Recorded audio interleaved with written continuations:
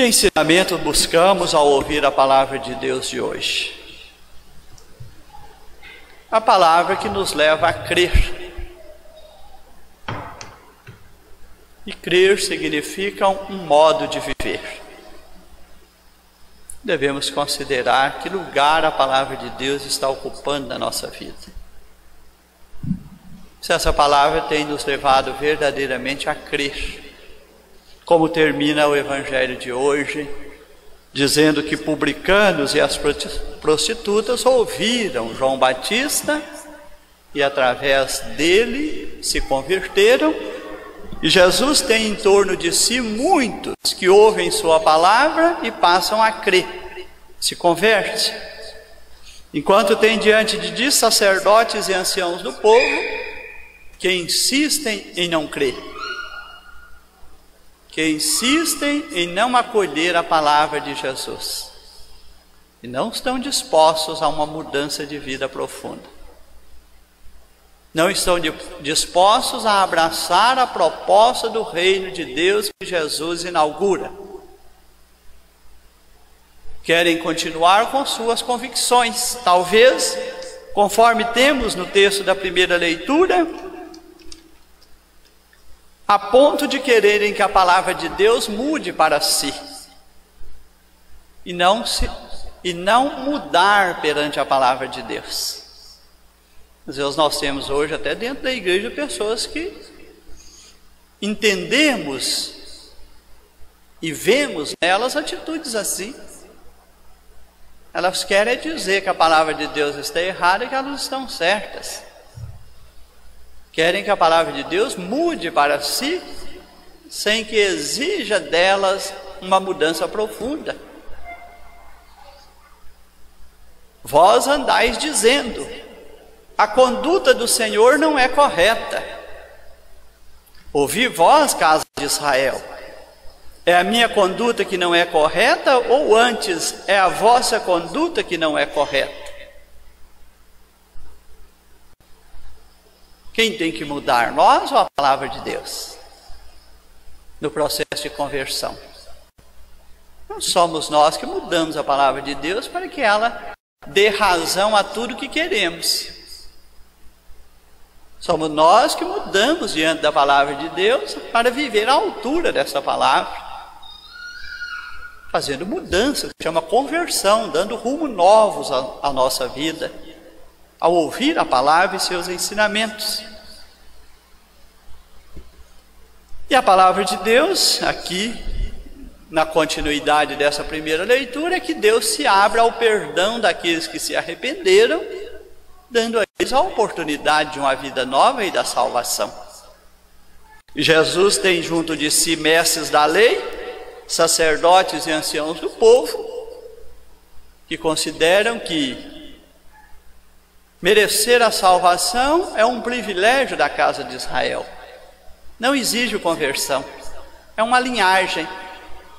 Você nasce na casa de Israel, você é do povo de Deus, você tem a plenitude.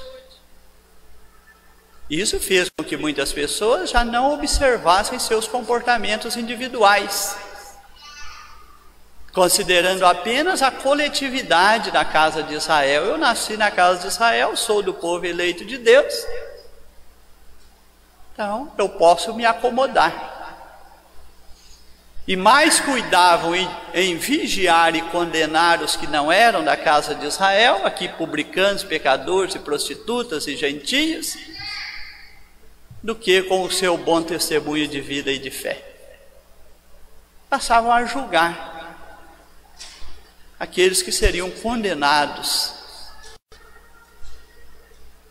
Então, a primeira leitura de hoje falou que o poder de Deus se revela sobretudo no perdão e na misericórdia. E a primeira leitura foi dizendo que se a pessoa viveu um tempo da sua vida no pecado, se arrependeu, teve uma conversão, passou a viver segundo a palavra de Deus, o pecado de outrora não impede que ela alcance a salvação. Jesus vai levar esse ensinamento à plenitude. Por outro lado, a pessoa viveu um tempo da sua vida até agindo retamente. mas não teve uma conversão profunda. Mais adiante ela começa a levar uma vida de pecado e permanece na vida de pecado. Aí não caracterizou a sua conversão.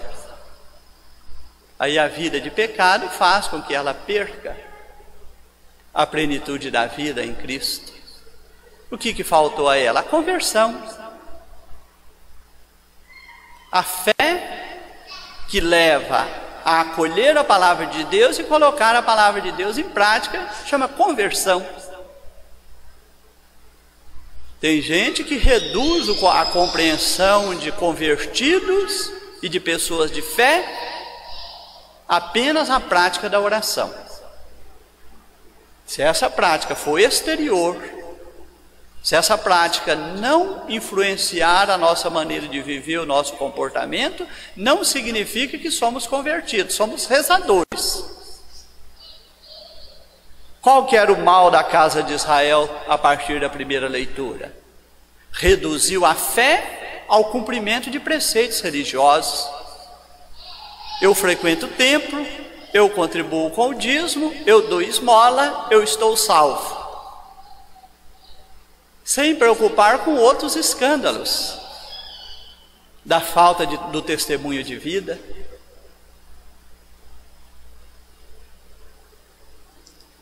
Então aqui Jesus quer inaugurar uma grande mudança, dizendo que a salvação se dá quando escutamos verdadeiramente a palavra de Deus e a colocamos em prática. E aqui podemos reportar a 2 momentos do Evangelho, sobretudo em Mateus. Em Mateus 7, não basta dizer Senhor, Senhor para entrar no reino dos céus, mas é preciso colocar em prática a vontade do meu Pai que está no céu. Em Mateus 7, é preciso colocar em prática a vontade do meu Pai. Eles vão dizer, Senhor, ouvimos tua palavra tantas vezes, estivemos convosco na mesa tantas vezes, pregamos em seu nome. Qual que é a resposta? Usaram o meu nome. Meu nome foi apenas usado por vocês. Então o que dá a salvação não é usar o nome de Jesus, é viver segundo o nome de Jesus. Viver segundo o nome de Jesus é viver a palavra, o Evangelho, o caminho da fé. E nós não estamos usando o nome de Jesus. Para isso temos que ter intimidade com a palavra de salvação. Por isso a igreja nos chama no mês da Bíblia, não para dizer que a palavra de Deus seja mais importante nesse mês, mas para dizer que a palavra de Deus é o nosso principal livro de oração. Devemos tê-lo sempre à mão, para conhecer com mais profundidade, com mais amor, com mais fé esta palavra. São Jerônimo, um importante tradutor das Sagradas Escrituras, antes de traduzir o texto sagrado, o que ele fez? Foi para a região de Jerusalém, lá na Palestina, se retirou lá, conhecendo bem aquela realidade onde a palavra é o ambiente em que a palavra de Deus foi dada, na Palestina. Ficou ali um tempo de muita oração, virou praticamente um eremita, um homem que se isolou de tudo para um silêncio profundo. Ficou em oração anos, num isolamento total, para conseguir penetrar no entendimento da palavra de Deus. Às vezes nós queremos entender a palavra de Deus numa leitura de 2 minutos, fazendo uma leitura corrida da palavra, sem debruçarmos profundamente sobre ela, num silêncio orante verdadeiro, para que essa palavra ressoe dentro de nós e faça parte da nossa vida. Só vamos crescer como bons cristãos se crescermos na intimidade com a palavra de Deus. É a palavra fecundada com a graça sacramental. Tem muita gente que quer ser bom cristão só com a graça sacramental. Por isso a igreja, com muita sabedoria, colocou a metade da missa voltada para quê? Para a palavra. Dizendo que a graça sacramental, para sermos bons cristãos, precisamos de duas coisas: da palavra e da graça sacramental. Não é porque eu fui batizado que eu vou ser salvo, e nem serei salvo se eu não for batizado. Mas eu posso ser batizado e não ser salvo. Porque a graça sacramental que me foi dada pede de mim uma vida de fé. E esta vida de fé é o Evangelho, a vivência do Evangelho. Eu posso confessar muitas vezes e não ser salvo, se eu não entrar num compromisso verdadeiro de conversão, de sair daquela vida de pecado que eu estou. Se a confissão virar uma rotina na minha vida, apenas uma devoção ao sacramento, e não uma transformação de vida após cada confissão.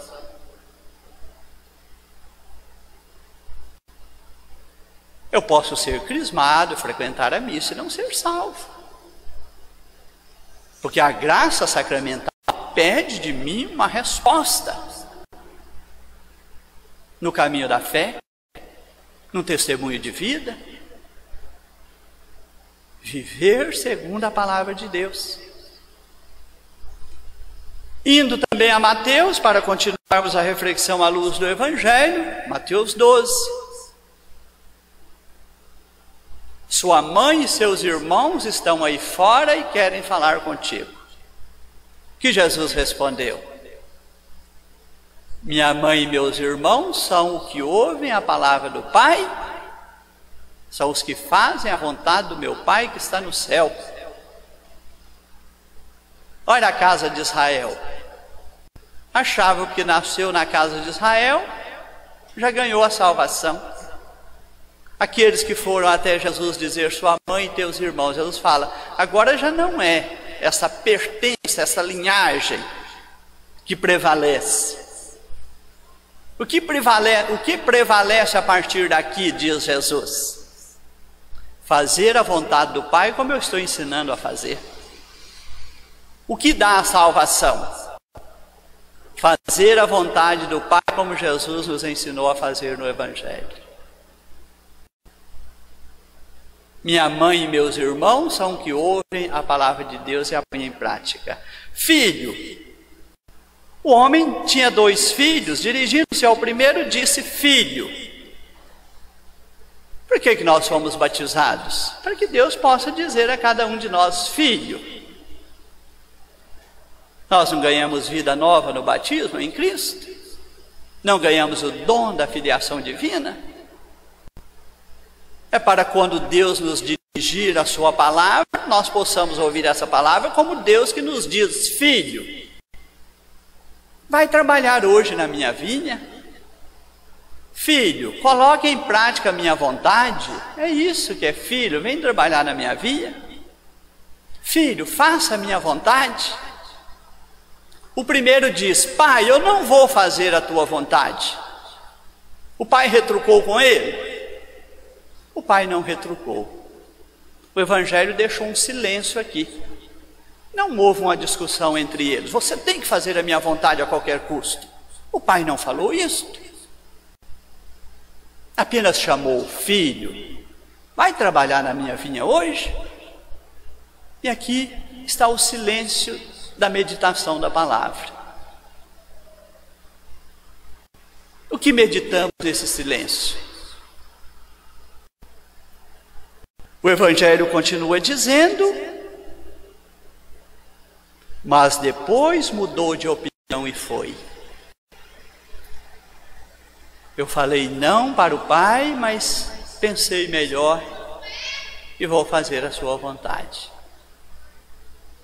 O outro muito prontamente, para a surpresa do pai: filho, vai trabalhar na minha vinha hoje? O que ele responde? Sim, Senhor, eu vou. Prontamente, o que veio depois? O que esse silêncio agora que somos nós ouvindo o Pai? Nós temos duas maneiras de reagir quando ouvimos a palavra de Deus. Primeiro, achar que a palavra de Deus talvez possa ser um pouco difícil para nós. E talvez até ter a tentação de dizer não. Mas quando entramos em oração à luz da palavra, nós começamos a dizer sim à palavra. Vamos buscando essa palavra para a nossa vida. A outra maneira é a precipitação. O cristão de momento ou o cristão da rotina escuta a palavra na hora, se enche de entusiasmo. Quando sai da porta da igreja para fora para viver a palavra, faz tudo o contrário. É o cristão de entusiasmo, acha a palavra bonita dentro da igreja, mas fora da igreja faz tudo o contrário. Não é isso que está na parábola do semeador? 4 terrenos, o chão batido, a terra de pedras, a semente que os espinhos crescem e abafam. Apenas um acolhe a palavra com toda a sua fecundidade. Será que esta realidade continua dentro da igreja? 4 ouvem a palavra de Deus para um só produzir frutos? Qual que é o nosso chamado de conversão? Vamos todos nós, os 4, ouvir a palavra de coração aberto como bom terreno, para viver verdadeiramente essa palavra, não dizer sim dentro da igreja e não quando estamos fora da igreja. Filho, vai trabalhar na minha vinha? Ele precipitou em dizer sim, mas não foi. Não foi. A minha presença na missa é um sim a Deus. Sim, eu vou. Mas esse sim precisa continuar a semana inteira. Sim, Pai. Precisa continuar na segunda, na terça, na quarta, na quinta, a semana inteira. Não pode ser o sim de cumprir um preceito religioso, mas precisa ser um sim de viver à luz da palavra. É da minha família, é do povo eleito de Deus, terá a graça da salvação. Não só aquele que diz Senhor, Senhor, e nem aquele que diz que é por ser batizado é filho de Deus, mas é aquele que põe em prática a vontade do meu Pai que está no céu. Esta vontade nos é dada pela palavra que ouvimos. Jesus está dizendo para aqueles que acham que conhecem demais a palavra de Deus. Jesus está falando para escribas, para fariseus, para mestres da lei, para anciãos, os líderes religiosos e políticos do seu tempo, que acham que conhecem demais a palavra de Deus a ponto de não levá-la a sério. Não podemos nunca ter essa presunção. Quando começa a leitura do Evangelho, eu já sei como vai terminar. Isso é porque você sabe a palavra de cor.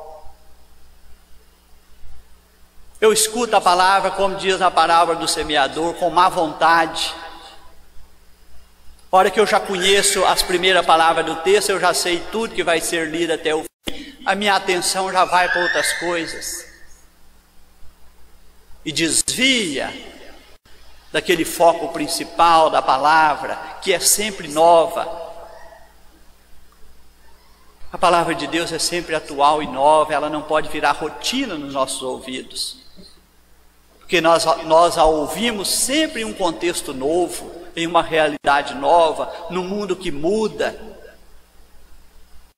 Senão nós vamos mudando conforme o mundo nos leva a mudar, e não mudamos conforme a palavra de Deus nos pede para mudar.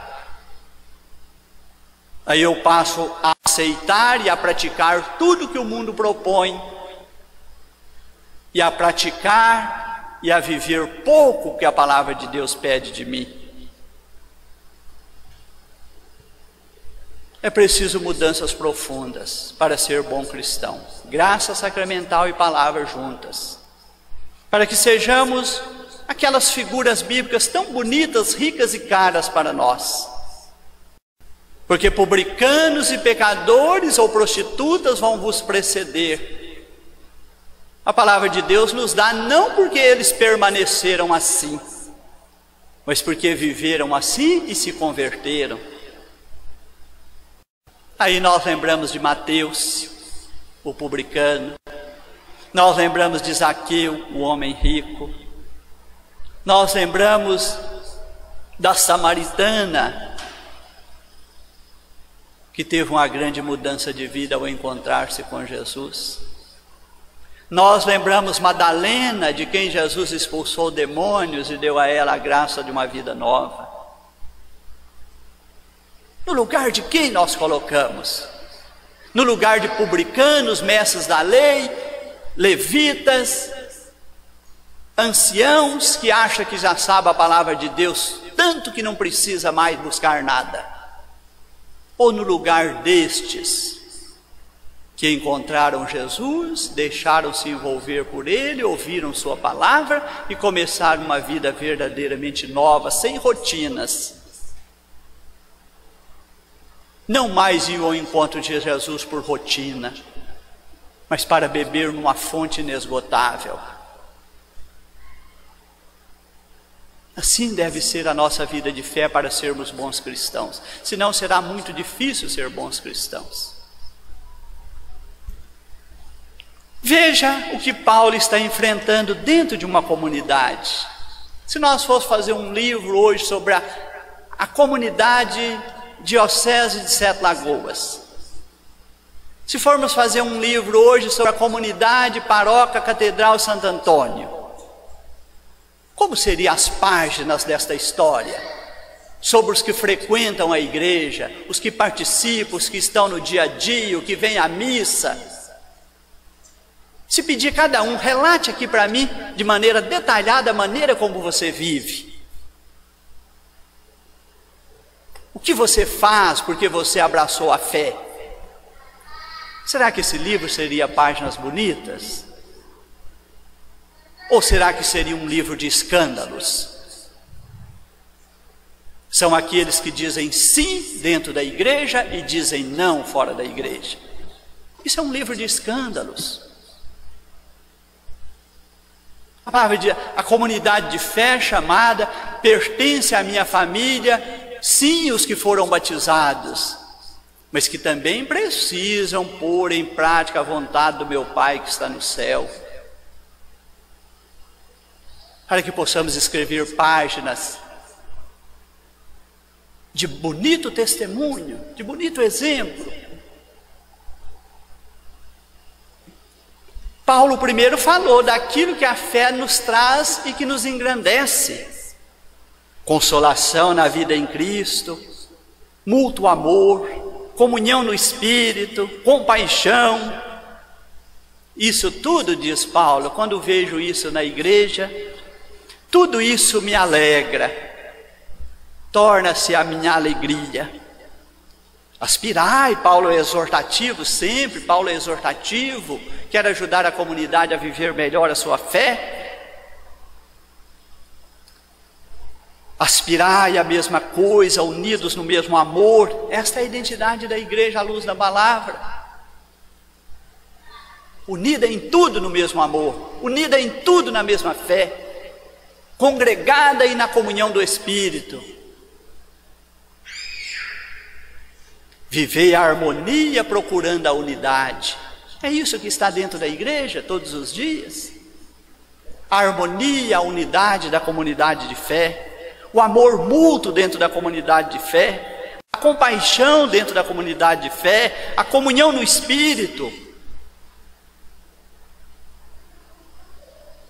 Tudo isso faz parte da vida em Cristo. Agora a segunda parte é negativa. O que vem na segunda parte desse texto bíblico? A fraqueza da comunidade. E é aqui que Paulo quer a mudança, é aqui que Paulo quer a conversão. Ele sabe elogiar no que é né, no que é oportuno elogiar. Mas ele não quer fazer vistas grossas para aquilo que precisa de conversão. Paulo diz, está acontecendo coisas erradas entre vós, dizendo a Filipo, para a comunidade de Filipos, no capítulo 2. Nada façais por competição e vanglória. O que estava acontecendo lá dentro deles? Competição e busca de grandezas humanas dentro da comunidade de fé. Paulo diz, parem com isso. A comunidade de fé não é lugar de competição e vanglória, mas é lugar de humildade, de serviço. Que ninguém julgue dentro da comunidade que é mais importante do que o outro. Nem dentro e nem fora da igreja, eu como cristão devo me considerar mais importante do que o outro. E não cuide somente do que é seu, o egoísmo. Quando a pessoa cuida só do que é do interesse dela, isso é egoísmo. Paulo diz, tem muito egoísmo aí. Tem muita busca de grandeza, tem muita soberba. Essa comunidade não está convertida. Ela precisa mudar. Tende entre vós o mesmo sentimento que existe em Jesus Cristo. E aí ele entra falando de Jesus Cristo, que teria tudo para se fazer maior e mais importante do que todos, esvaziou-se, entrou na humildade, se fez obediente ao Pai e padeceu a morte de cruz. Paulo diz, aí está para vocês o testemunho da vida cristã. Imitem Cristo, que se esvaziou e se fez obediente ao Pai na sua palavra.